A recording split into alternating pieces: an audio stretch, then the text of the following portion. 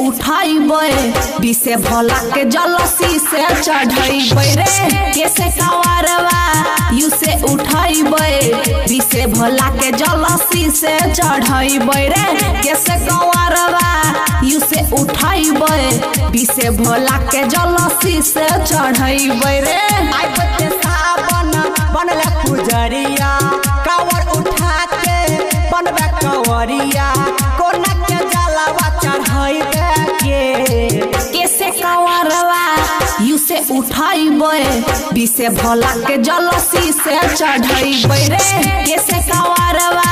You से उठाइबे विषे भोला के जलसी से चढ़ाइबे रे कैसे कवरवा यू से उठाइबे विषे भोला के जलसी से चढ़ाइबे रे।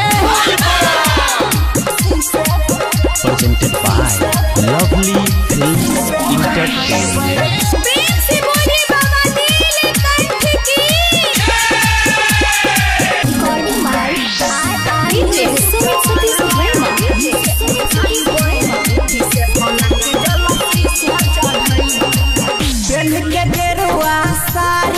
बने छबारा का पुजारी गे बने छबारा का पुजारी गे सावन में सोमवारी के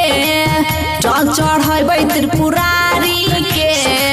जल चढ़ाइबे त्रिपुरारी के बाबा नगरिया कठिन डगरिया पारे तू हेबे कोना सुइया पहरिया बाबू के नाम देखेबे कैसे कवरवा यू से उठाइबे विषे भोला के जलसी से चढ़ाइबे रे कैसे कवरवा यू से उठाइबे विषे भोला के जलसी से चढ़ाइबे रे कैसे कवरवा यू से उठाइबे विषे भोला के जलसी से चढ़ाइबे रे।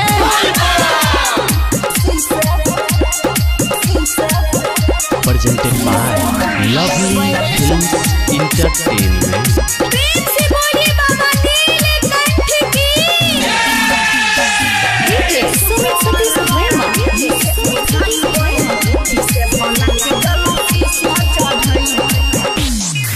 केने पूरा तैयारी गे